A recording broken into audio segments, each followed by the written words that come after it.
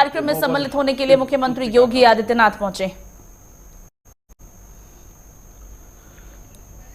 बहुत बहुत धन्यवाद। नवनिर्माण के 9 वर्ष और पुस्तक विमोचन कार्यक्रम में मुख्यमंत्री पहुंचे हैं। डबल इंजन सरकार की 9 साल की उपलब्धियां यहां मुख्यमंत्री पेश करते हुए नजर आएंगे। 9 वर्ष का लोखा जोखा और जनता तक पहुंचाई गई तमाम योजनाओं के बारे में विस्तृत जानकारी मुख्यमंत्री योगी आदित्यनाथ आज इस कार्यक्रम में पेश करने जा रहे हैं।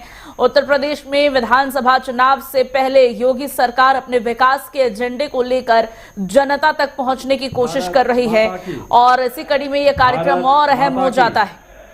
भारत माता की वंदे वंदे वंदे। नवनिर्माण के 9 वर्ष आज के इस कार्यक्रम में इस समारोह की गरिमा बढ़ाने के लिए हमारे बीच में उपस्थित केंद्रीय मंत्री और भारतीय जनता पार्टी के प्रदेश के अध्यक्ष माननीय पंकज चौधरी जी, उत्तर प्रदेश सरकार में मंत्रिमंडल के मेरे वरिष्ठ सहयोगी उप मुख्यमंत्री द्वय श्री केशव प्रसाद मौर्य जी, श्री ब्रजेश पाठक जी, प्रदेश के वित्त और संसदीय कार्य मंत्री श्री सुरेश कुमार खन्ना जी अभी भी कुमारी है,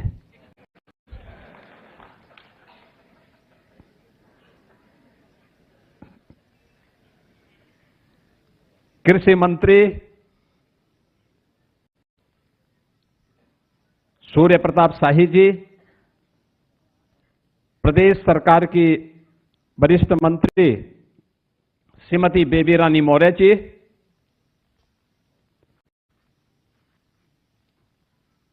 एनडीए के हमारे सहयोगी निषाद राज पार्टी के अध्यक्ष और प्रदेश सरकार में मंत्री श्री संजय निषाद जी, प्रदेश सरकार में तकनीकी शिक्षा के मंत्री श्री आशीष पटेल जी, पंचायती राज और अल्पसंख्यक कल्याण विभाग के मंत्री श्री ओम प्रकाश राजभर जी, विज्ञान और प्रौद्योगिकी विभाग के मंत्री श्री अनिल कुमार जी, प्रदेश सरकार के मुख्य सचिव श्री एसपी गोयल जी, अपर मुख्य सचिव मुख्यमंत्री कार्यालय और गृह श्री संजय प्रसाद जी, आज के इस कार्यक्रम में उपस्थित जिनका यहां पर लगातार संगठन की दृष्टि से पूरे प्रदेश को मार्गदर्शन और नेतृत्व प्राप्त होता है, हमारे संगठन के महामंत्री और जिनकी योजना रचना में सारे कार्यक्रम आगे बढ़ते हैं ऐसे माननीय धर्मपाल जी, महापौर जी, हमारे सभी माननीय सहयोगी मंत्रीगण, जनप्रतिनिधिगण, शासन के अधिकारीगण, भारतीय जनता पार्टी के हमारे सभी पदाधिकारी और कार्यकर्ता बहनों और भाइयों, नवनिर्माण के 9 वर्ष आज के इस कार्यक्रम के अवसर पर मैं आप सभी भारतीय जनता पार्टी के कार्यकर्ताओं का अभिनंदन करते हुए आदरणीय प्रधानमंत्री जी के मार्गदर्शन और विजनरी लीडरशिप में इन 9 वर्षों में जो भी परिवर्तन उत्तर प्रदेश के अंदर हुआ है, हमारी सरकार, ये डबल इंजन की सरकार जो कुछ भी करने में सफल हुई है, वह आदरणीय प्रधानमंत्री जी के मार्गदर्शन और नेतृत्व के साथ ही भारतीय जनता पार्टी के कार्यकर्ताओं के परिश्रम, जनप्रतिनिधियों के द्वारा सेवा भाव के साथ किए गए कार्यों और जनता जनार्दन के द्वारा दिए गए सहयोग का ही प्रतिफल है। मैं नवनिर्माण के इन 9 वर्षों के लिए पूरे प्रदेश की जनता जनार्दन को हृदय से बधाई देता हूं और आप सबका अभिनंदन करता हूं। बहनों और भाइयों, हमारे तीनों वक्ताओं ने यहां पर विस्तार से कहा। हमारे प्रदेश अध्यक्ष जी ने, हमारे दोनों डिप्टी सीएम केशव जी ने, ब्रजेश जी ने इन 9 वर्षों की इस गाथा को नजदीक से देखा है, उसमें नेतृत्व दिया है और उन्होंने इसके बारे में कि इसके बॉटलनेक कौन से थे, कौन कारक थे जो उत्तर प्रदेश के सामने पहचान का संकट खड़ा कर रहे थे, कौन वे कारक थे जिन कारणों से उत्तर प्रदेश के नौजवानों के सामने पहचान का संकट खड़ा हुआ था, कौन वे कारक थे जिसके कारण अनलिमिटेड पोटेंशियल का यह प्रदेश अपनी पहचान के लिए मोहताज था। दुनिया की सबसे उर्वरा भूमि रखने वाला यह प्रदेश, यहां का अन्नदाता किसान उर्वरा भूमि सबसे अच्छी होने, सर्वाधिक जल संसाधन होने के बावजूद आत्महत्या करने के लिए मजबूर होता था। सबसे अच्छा कारीगर होने के बावजूद क्या कारण था कि हमारा कारीगर उद्यमी बनने की बजाय श्रमिक बन करके उत्तर प्रदेश से प्लान करने के लिए मजबूर हो रहा था? क्या कारण था कि उत्तर प्रदेश की आधी आबादी भय और दहशत में सहमी रह करके स्वयं अपने को कोसती थी? बेटी सुरक्षा नहीं, व्यापारी को सुरक्षा नहीं, प्रदेश के विकास के लिए कोई विजन नहीं, नौजवानों के जीवन के साथ खिलवाड़ होता था, नौकरी निकले नहीं कि महाभारत के सारे रिश्ते वसूली के लिए निकल पड़ते थे। परिणाम क्या था? हताश और निराश युवा या तो प्लान करता था या फिर अपनी पहचान के लिए अपने आप को कोसने के लिए मजबूर होता था। और आज पिछले 9 वर्षों में ये डबल इंजन सरकार ने जो भी परिवर्तन दिया है, चाहे वह सुरक्षा के लिए, चाहे वह प्रदेश के लिए इंफ्रास्ट्रक्चर के लिए, चाहे वह प्रदेश के अंदर इन्वेस्टमेंट के लिए, चाहे वह प्रदेश के अंदर एम्प्लॉयमेंट के लिए, चाहे वह प्रदेश के अन्नदाता किसानों के लिए, चाहे वह आधी आबादी महिलाओं के लिए, या फिर प्रदेश के अंदर वेलफेयर की जो स्कीम है, कल्याणकारी स्कीम है, इनके माध्यम से दलितों को, वंचितों को, अति पिछड़ों को और समाज के गरीबों के उत्थान के लिए जो कदम बढ़ाए गए हैं, इनको लेकर के जो कार्यक्रम हुए हैं, सुशासन के लक्ष्य को प्राप्त करने के लिए शिक्षा में, स्वास्थ्य के क्षेत्र में, पर्यावरण के क्षेत्र में, अन्य विविध क्षेत्रों में, महिला कल्याण के क्षेत्र में जो कार्य हुए हैं, उन सब को लेकर के और सेवा क्षेत्र में उत्तर प्रदेश को एक नई पहचान उपलब्ध करवाने के लिए, उत्तर प्रदेश की आस्था को सम्मान देने के लिए जो कार्य हुए हैं, वह पहचान उत्तर प्रदेश की वहां से फिर से बननी प्रारंभ हुई है। इन सभी 9 थीम पर आधारित ये 9 दिवसीय वासंतीय नवरात्रि के कार्यक्रम से प्रारंभ के दिन से लेकर के अगले 9 दिनों तक, यानी नवमी तक, ये 9 प्रकार के अलग अलग थीम पर आधारित कार्यक्रम प्रदेश भर में हो, इसके लिए जनचर्चा का विषय बने। चर्चा परिचर्चा के माध्यम से हम एक दूसरे के सामने अपनी बातों को रखें और अब तक की 9 वर्षों की इस यात्रा के बाद आगे के लिए हमारा विजन क्या होना है। और ये संजोग है यहां पे हमारे प्रदेश अध्यक्ष जी बोल रहे थे ना कि 9 एक शुभ अंक है, ये पूर्णता का प्रतीक होता है।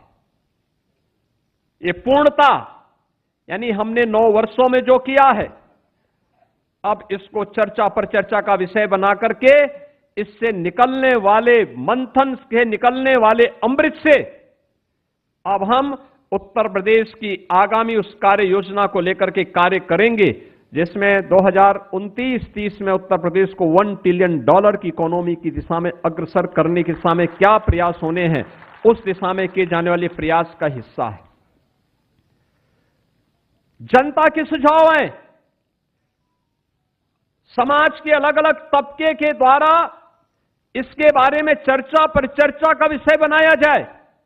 इन सभी मुद्दों को लेकर के यह 9 दिनों तक अनवरत ये कार्यक्रम चले, जिसमें भारतीय जनता पार्टी के कार्यकर्ता के साथ साथ समाज के अलग अलग तबके के लोगों के द्वारा भी इसमें प्रतिभाग किए जाएं। विश्वविद्यालयों में, महाविद्यालयों में यद्यपि परीक्षाएं चल रही होंगी, लेकिन तब भी हमें युवाओं के बीच में, अन्नदाता किसानों के बीच में, कारीगरों के बीच में, श्रमिकों के बीच में, महिलाओं के बीच में, गरीबों के बीच में, समाज के प्रत्येक तबके के बीच में हम जाकर के इनको चर्चा पर चर्चा का विषय बनाएं। जिन योजनाओं का लाभ मिला है उसकी चर्चा करें, जहां नहीं मिला है उसे देने के लिए अपना हाथ आगे बढ़ाएं। इस देश से सरकार आगे बढ़ी है, 9 वर्ष बढ़े हैं, 9 वर्ष हुए हैं। तो 1 अप्रैल से जो हमारा वित्तीय वर्ष प्रारंभ होने जा रहा है, इसमें हमने पैसे की व्यवस्था भी 9,12,000 करोड़ रुपए की व्यवस्था की है प्रदेश के विकास के लिए। यानी इसमें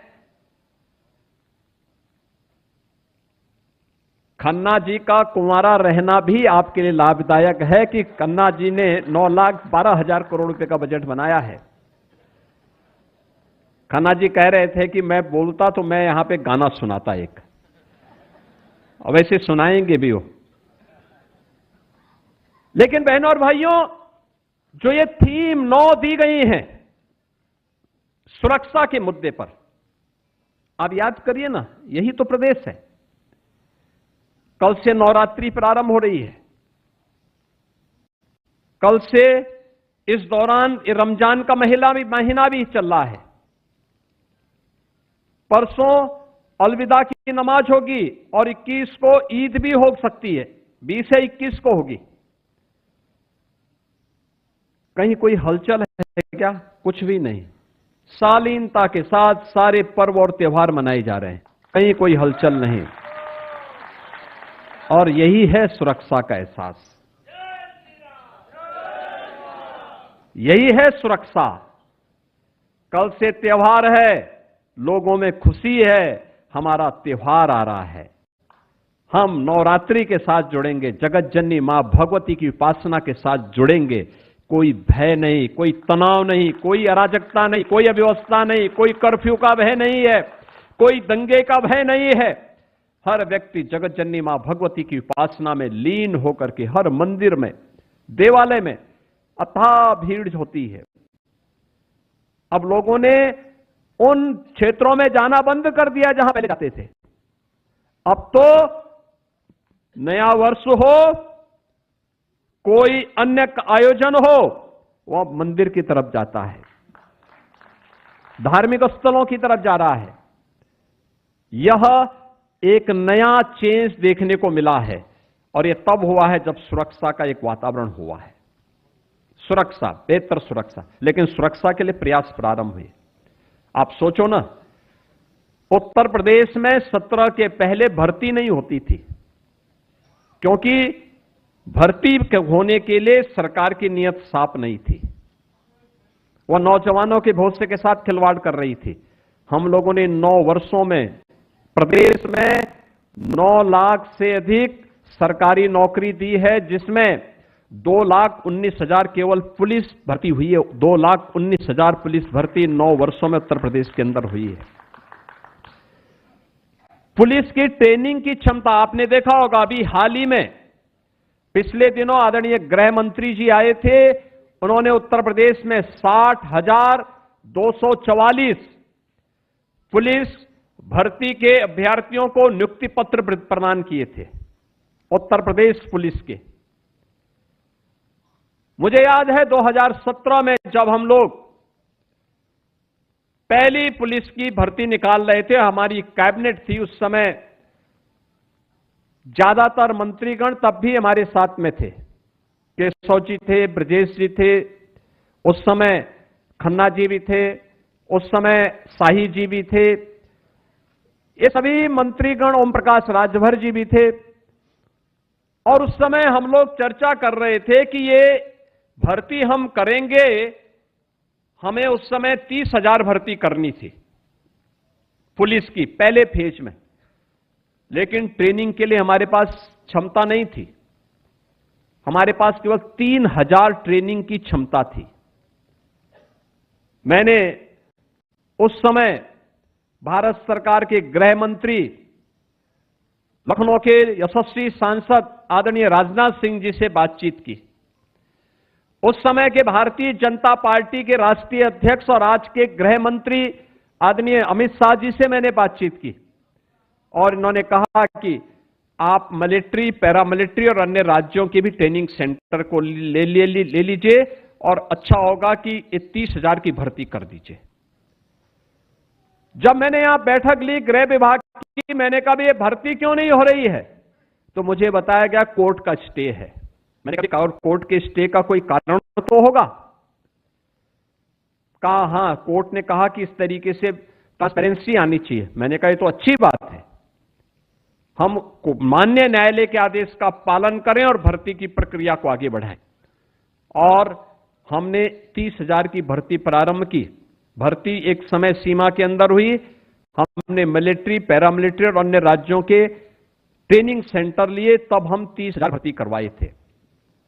बहनों और भाइयों, 2025 में जब हमने भर्ती करवाई, उनकी ट्रेनिंग 60,244 की ट्रेनिंग आज हम उत्तर प्रदेश के ही ट्रेनिंग सेंटर में करवा रहे हैं। हमें मिलिट्री, पैरामिलिट्री, अन्य राज्यों के ट्रेनिंग सेंटर नहीं लेने पड़े। और ये सभी 60,244 जो पुलिस कार्मिक भर्ती हुए हैं, इनमें अनिवार्य रूप से 20% बेटियां भर्ती हुई हैं, अनिवार्य रूप से। और ये सभी लोग अब पुलिस भर्ती के हिस्से बने हैं। इनकी ट्रेनिंग पूरी हो रही है। नवरात्रि के तत्काल बाद ये लोग फील्ड में आएंगे। यद्यपि ये लोग अपनी सेवाएं देते हैं कभी कभी, लेकिन इसके बाद ये फुल फ्लेज प्रदेश की व्यवस्था में आएंगे, प्रदेश की सुरक्षा को और सुदृढ़ करने में अपना योगदान देंगे। बहनों और भाइयों, ऐसे ही आपने देखा होगा उस समय कैसे यूपी पब्लिक सर्विस कमीशन रहा हो, उत्तर प्रदेश उच्चतर शिक्षा चयन आयोग रहा हो, उत्तर प्रदेश माध्यमिक शिक्षा चयन आयोग रहा हो, अन्य हर एक आयोग और भर्ती बोर्ड पर भ्रष्टाचार के तमाम आरोप लगे हुए थे। तमाम आरोप लगे हुए थे, कोई काम नहीं हो पाता था। लेकिन हम लोगों ने प्रदेश के अंदर पुलिस में रिफॉर्म किए, पुलिस में सुरक्षा का वातावरण दिया, पुलिस को आधुनिक बनाने का कार्य किया। एफएसएल लैब्स हो, पुलिस का स्टेट फॉरेंसिक इंस्टीट्यूट के निर्माण का हो, एसएसएफ के गठन का हो, या पीएससी की मृत पड़ी वाहनियों को फिर से पुनर्जीवित करने का कार्य हो। पिछली सरकारों ने तो दंगाइयों का काल पीएससी को समाप्त कर दिया था। हमने उनकी सभी 34 कंपनियों को फिर से पुनर्जीवित करके पहली बार उत्तर प्रदेश पीएससी में 3 महिला बटालियन का गठन किया है। और तीनों बटालियन वीरांगना उदा देवी पासी के नाम पर, वीरांगना झलकारी बाई कोरी के नाम पर, वीरांगना अवंती बाई लोधी के नाम पर, ये तीनों बटालियन का गठन हमारा प्रदेश के अंदर हो गया है। और तीनों बटालियन में इन तीनों वीरांगनाओं की अश्वारोही प्रतिमाएं भी वहां पर स्थापित कराई जा रही हैं।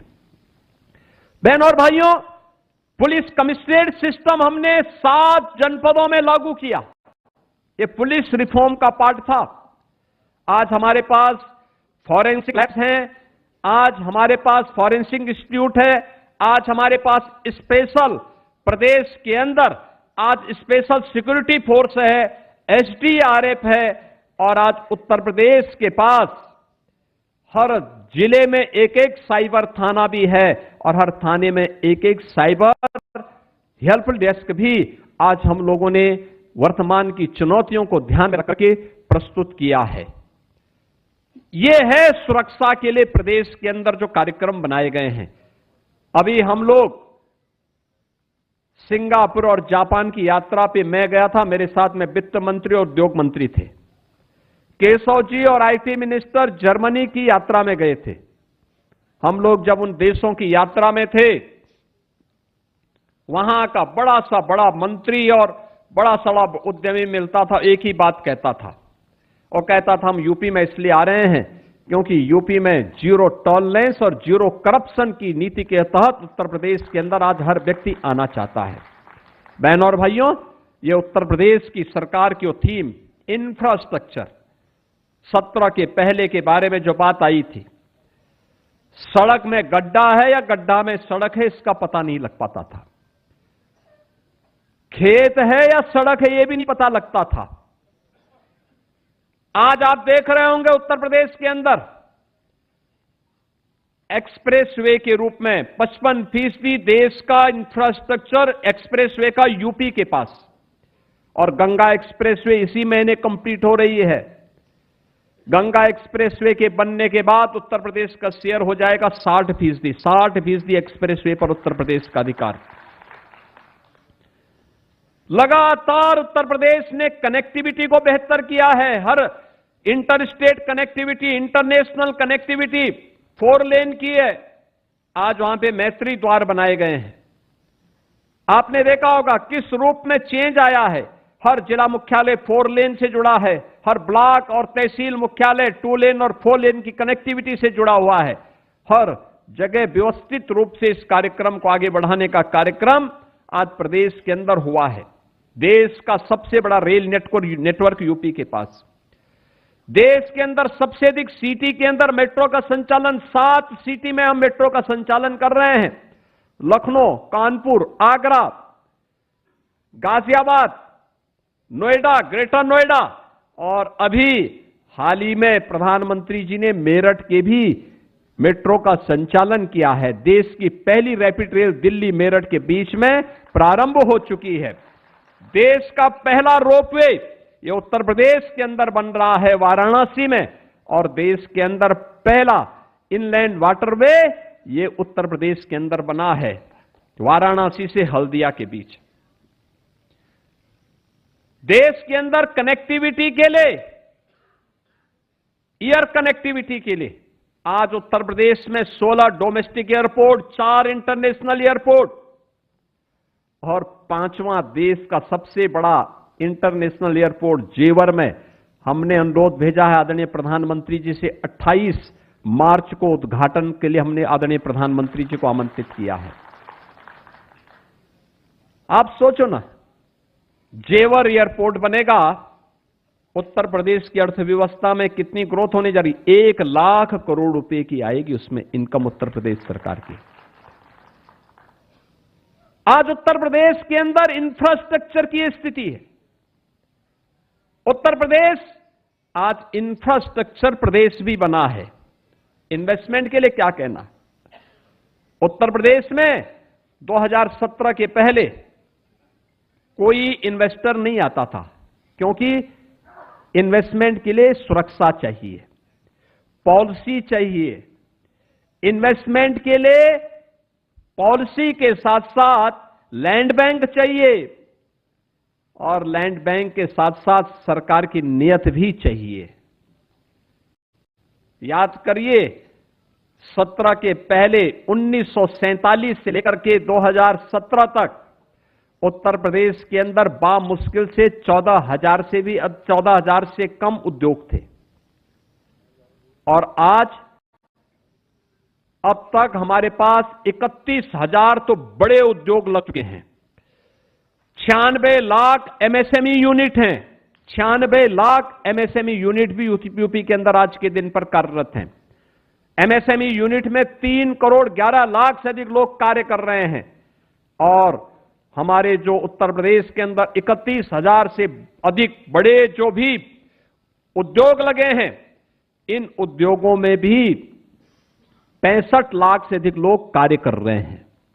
बहनों और भाइयों, इन्वेस्टमेंट तब आता है जब सरकार की नीयत अच्छी होती है।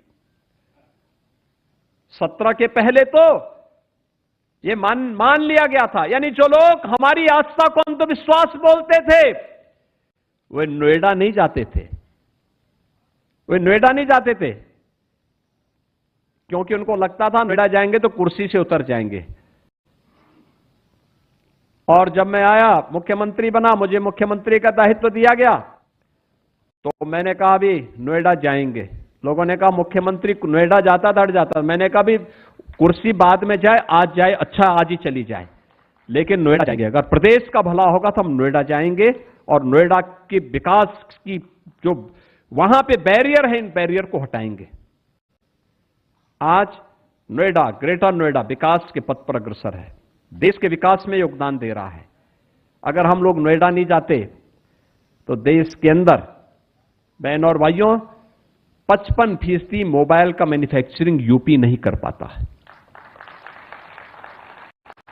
इलेक्ट्रॉनिक कंपोनेंट का जो 60% निर्माण देश के अंदर हो रहा है, वो यूपी में नहीं हो पाता,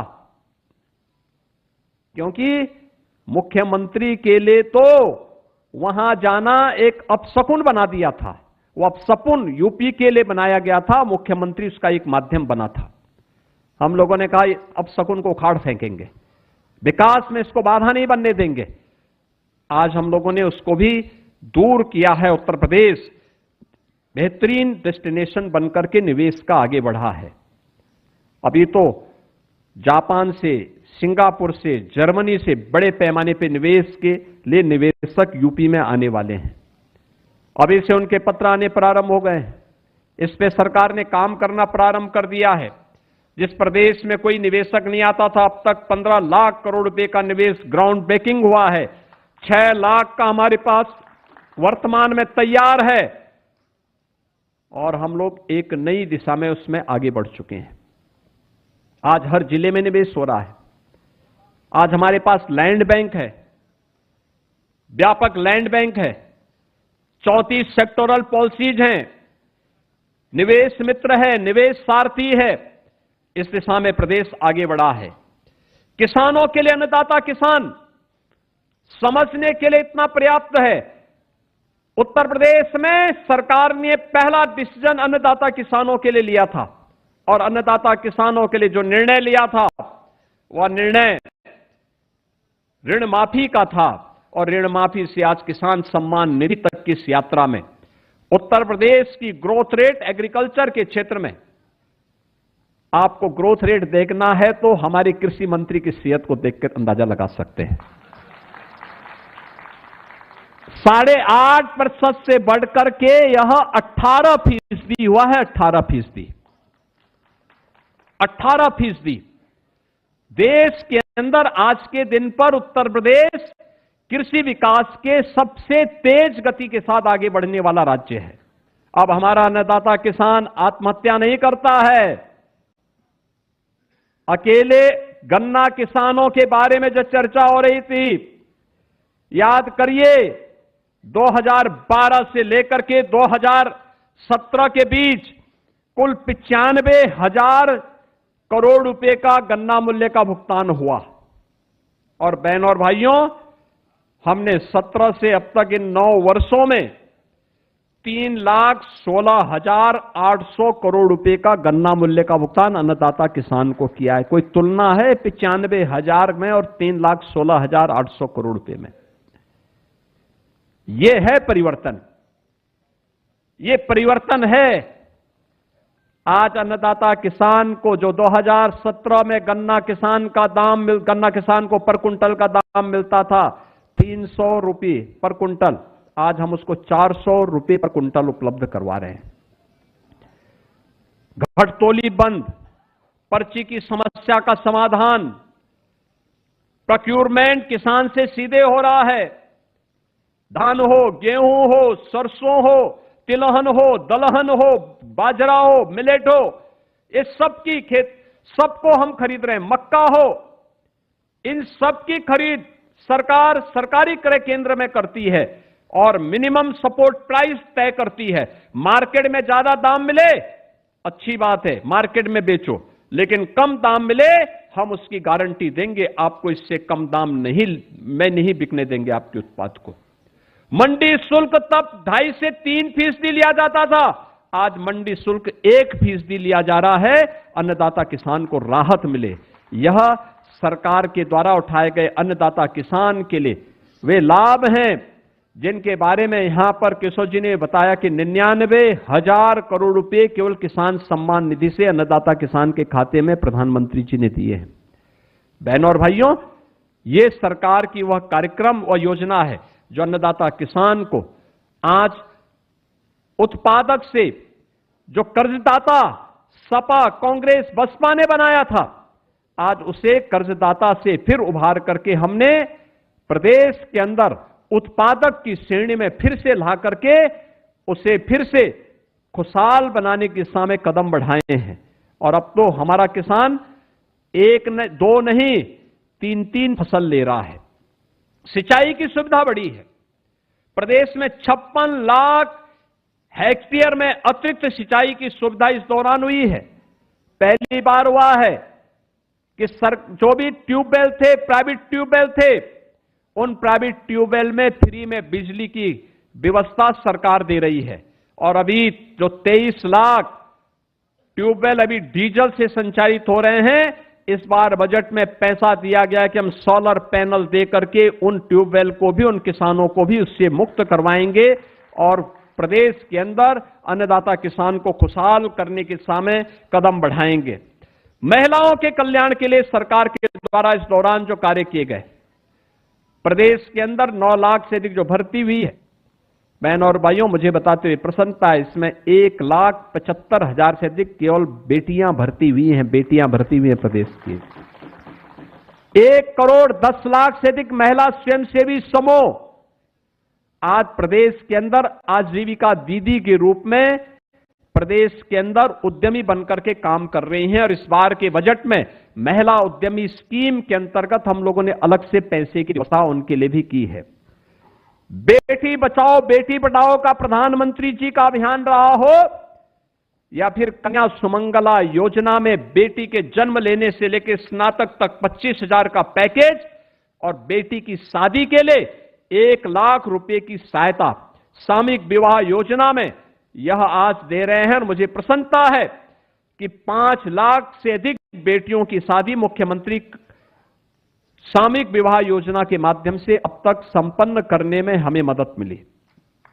निराश्रित महिला हो, वृद्ध जन हो, दिव्यांग जन हो, 1,06,00,000 से अधिक ऐसे परिवारों को, 1,06,00,000 से अधिक ऐसे परिवारों को आज प्रदेश सरकार 12,000 रुपए सालाना पेंशन की सुविधा उपलब्ध करवा रही है। और हम बहुत शीघ्र इसके बारे में कैबिनेट फिर से निर्णय लेगा कि इसको भी कुछ बढ़ना चाहिए जिससे उनके कल्याण के लिए और भी अच्छा काम हो सके। इस दिशा में महिलाओं के कल्याण के लिए और अब तो सरकार ने तय किया कि स्नातक और प्रास्नातक में मेरिटोरियस बेटियों को हम स्कूटी भी उपलब्ध करवाएंगे, उनको और पढ़ने के लिए आगे बढ़ाने के लिए। बेटी की सुरक्षा के साथ साथ उसके सम्मान और स्वावलंबन के लिए मिशन शक्ति का कार्यक्रम सफलतापूर्वक प्रदेश के अंदर चल रहा है। तो उत्तर प्रदेश के प्रतिभावान युवाओं के लिए नौकरी के साथ साथ रोजगार और स्वरोजगार के अवसर उपलब्ध करवाने का कार्य, अकेले एमएसएमई ने 3 करोड़ से अधिक रोजगार उपलब्ध करवाए। बड़े निवेश के माध्यम से 65 लाख से अधिक हम लोगों ने नौकरियां उपलब्ध करवाई। और प्रदेश के अंदर युवा उद्यमी स्कीम के अंतर्गत अब तक 1,30,000 से अधिक हम लोगों ने ऐसे नए उद्यमी उत्तर प्रदेश के अंदर उपलब्ध करवाने में मदद की है। नए बजट में भी हमने प्रावधान किया है 2 करोड़ से अधिक नौजवानों के लिए टैबलेट की व्यवस्था। ये वर्तमान में स्कीम चल रही है जिनमें 50 लाख नौजवानों को हम दे चुके हैं। शेष नौजवानों को टैबलेट उपलब्ध करवाने का कार्यक्रम भी हमारा आगे बढ़ रहा है। प्रदेश के अंदर गरीब कल्याणकारी योजनाओं के माध्यम से जो कार्य 15 करोड़ लोग फ्री राशन की सुविधा का लाभ प्राप्त कर रहे हैं। प्रदेश के अंदर गरीब का बच्चा भी वर्ल्ड क्लास इंफ्रास्ट्रक्चर से युक्त विद्यालयों में पढ़ सकता है। अटल आवासीय विद्यालय उसके मॉडल हैं। इस प्रकार का मॉडल हर जनपद में सीएम कंपोजिट विद्यालय के माध्यम से लागू करने के कार्य पहले चरण में हर जनपद में 2-2 गत वर्ष दिए गए थे, 2-2 विद्यालय इस वर्ष भी हम लोग देने जा रहे हैं। प्रदेश के अंदर आयुष्मान भारत हो या फिर उस तबके तक पहुंच, मुसहर को कोई नहीं पूछता था। पिछली सरकारों ने उसको नकारा, बनटांगिया को नकारा, जनजातीय समुदाय को पिछली सरकारें नकारती थी। प्रदेश के अंदर चेरो हो, गोड़ हो, थारू हो, सहरिया हो, बुक्सा हो, मुसहर हो, बनटांगिया हो, इनके बारे में कभी इन्होंने काम नहीं किया, कभी नहीं किया। पहली बार हुआ है। 100% सिचुएशन के लक्ष्य तक पहुंचाने के लिए सरकार ने उनके लिए योजनाएं लागू की। आज उनको जमीन के पट्टे भी मिल रहे हैं, आज उनको आवास भी मिल रहा है, आज उनको हर नल घर नल की योजना का लाभ भी मिल रहा है, हर घर तक बिजली भी मिल रही है, हर घर तक राशन कार्ड भी उपलब्ध हुआ है, हर घर को स्वास्थ्य की सुविधा भी उपलब्ध हुई है। ये सभी सुविधाएं उन तबकों तक पहुंचाने का काम, क्योंकि हमने प्रदेश को फिरकों में बांट करके नहीं देखा, हमने जातीय चश्मे से नहीं देखा, हमने क्षेत्रीय चश्मे से नहीं देखा। हमारे लिए तो उत्तर प्रदेश की 25 करोड़ जनता ही परिवार थी और उसको परिवार भाव के साथ उसकी समृद्धि के लिए, उसकी खुशहाली के लिए सरकार ने कदम बढ़ाए और वह आज वहां तक पहुंचाने का काम, चाहे वह दलित हो, वंचित हो, गरीब हो, समाज की अति पिछड़ी जातियां हैं, उन तक भी सरकार पहुंची और योजनाओं का लाभ आज वहां पे आवास के रूप में, शौचालय के रूप में, राशन कार्ड के रूप में, आयुष्मान कार्ड के रूप में, उनके द्वारा चलाई जाने वाली आजीविका मिशन के कार्यक्रम के माध्यम से, मिल्क प्रोड्यूसर के माध्यम से आज वह सब वहां तक दिखाई देता है। उसका लाभ प्रदेश को प्राप्त हो रहा है। बहनों और भाइयों, सुशासन के इस लक्ष्य को प्राप्त करने के लिए शिक्षा के क्षेत्र में जो कार्य हुआ है, आपने देखा होगा पाठक जी जो अपने भाषण में कह रहे थे, बेसिक शिक्षा परिषद की स्कूलों में बेटियां नंगे पैर जाती थी, फटे कपड़े होते थे। अगर सरकार कभी कृपा कर दे 17 के पहले तो जो यूनिफॉर्म देती थी वह अपने आप में मजाक का पात्र बन जाती थी। और आज हम कह सकते हैं उत्तर प्रदेश में बेसिक शिक्षा परिषद में 1,60,00,000 से अधिक बच्चे पढ़ रहे हैं। प्रदेश सरकार उन्हें किसी भी पब्लिक स्कूल और कॉन्वेंट से कम कीमत की यूनिफॉर्म नहीं देती उन बच्चों को। 2 uniform, bag, books, shoes, socks, sweater, ये सभी उपलब्ध करवाती है। ऑपरेशन कायाकल्प में हमारे जनप्रतिनिधियों ने और अधिकारियों ने मिलकर के 1,36,000 से अधिक विद्यालयों को ऑपरेशन कायाकल्प में संसाधनों से युक्त किया है। पहले मान्यता क्या थी कि बेटी इसलिए स्कूल छोड़ देती है क्योंकि दूर स्कूल है, लेकिन जब हम लोगों ने इसके सर्वे लिए या ये टूल का इस्तेमाल किया और पाया कि नहीं, दूरी के नाते बेटी स्कूल नहीं छोड़ती है। बेटी इसलिए स्कूल छोड़ती है क्योंकि विद्यालय में टॉयलेट नहीं है और पेयजल की व्यवस्था नहीं है। उन सभी विद्यालयों में बालिकाओं के लिए और बालकों के लिए अलग अलग टॉयलेट दिए गए, पेयजल की व्यवस्था की गई। आज ड्रॉप आउट रेट 0 पे पहुंचा है। बहनों और भाइयों, नकल विहीन शिक्षा हो या फिर प्रोजेक्ट अलंकार के माध्यम से माध्यमिक शिक्षा में विद्यालयों के वर्तमान भव्य भवन, हम भी तो किसी इंटर कॉलेज में ही पढ़े थे। हमारा भी तो दायित्व बनता है हम उसका पुनरुद्धार करें। सरकार ने उस दायित्व को निर्वहन किया। पहली बार संस्कृत पढ़ने वाले बच्चों के लिए स्कॉलरशिप लागू हुई है।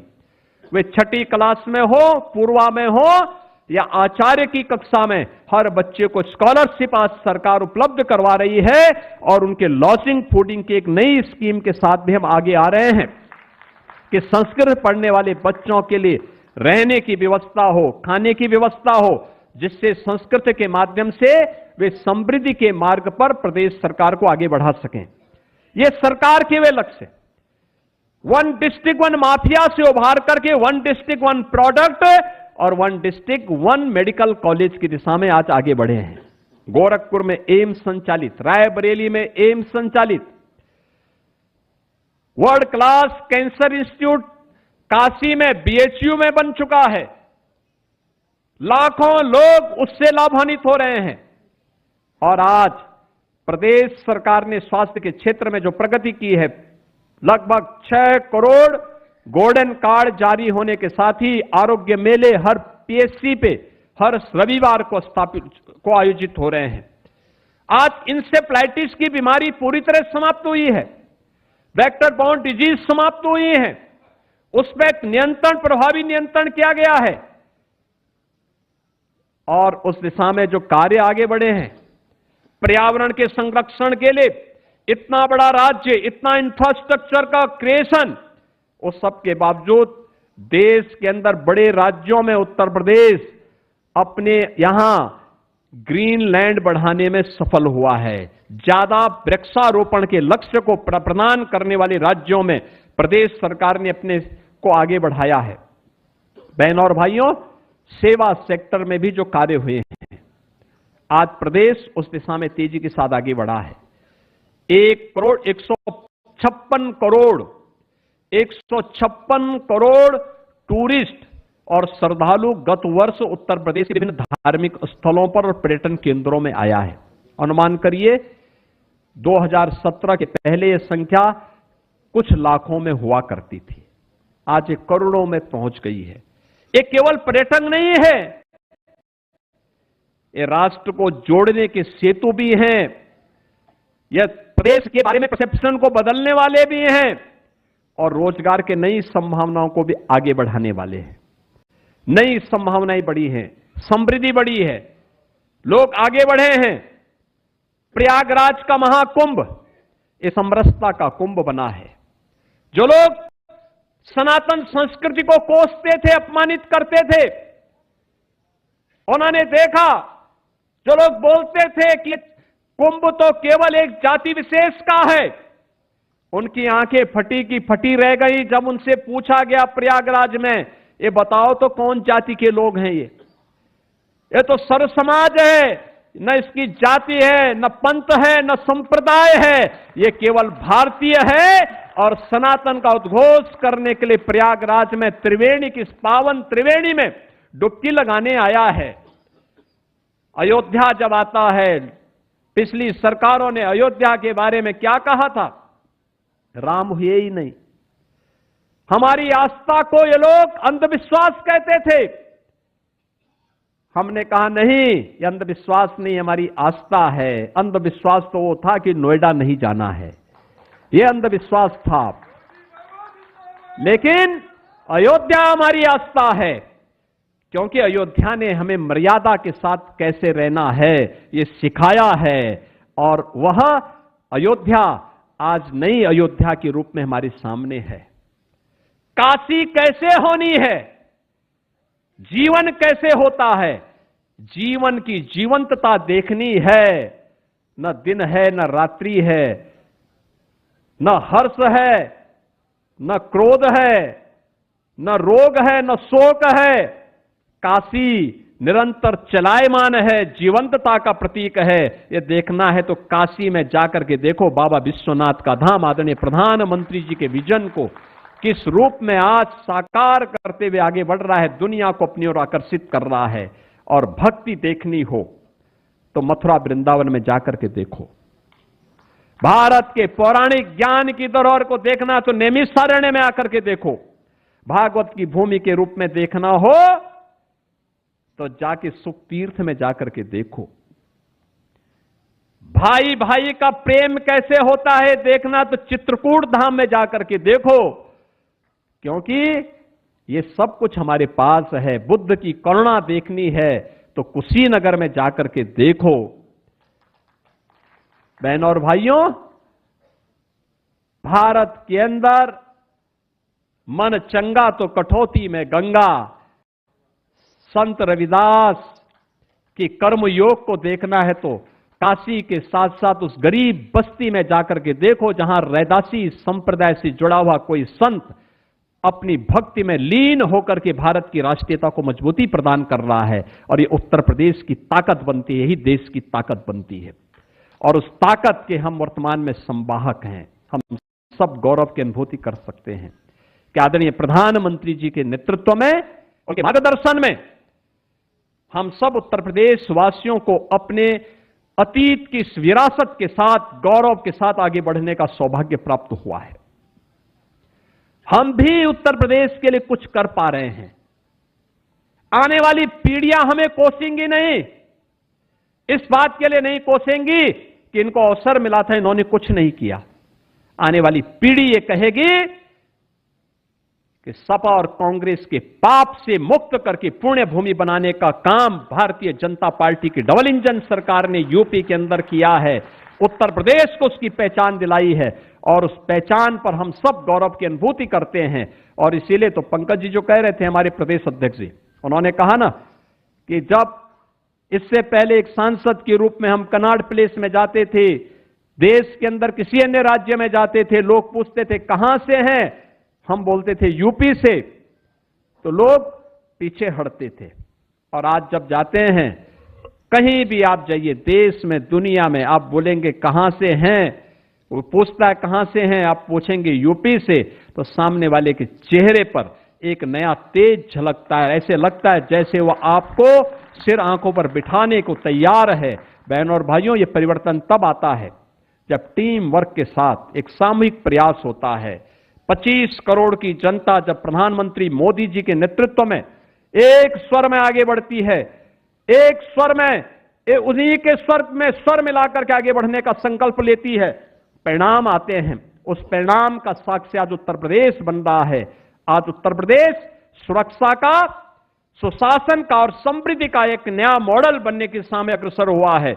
इस मॉडल को और मजबूती के साथ आगे बढ़ा करके अब उत्तर प्रदेश को भारत के अंदर ट्रस्ट का जो एक कारण बना है, ये टेक्नोलॉजी, ट्रांसपेरेंसी एंड ट्रांसफॉर्मेशन की ट्रिपल टी है।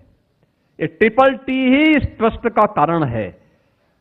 इसके लिए हम लोगों को कुछ कदम उठाने पड़े और वह कदम थे आज जो कुछ भी कार्यक्रम हुए हैं।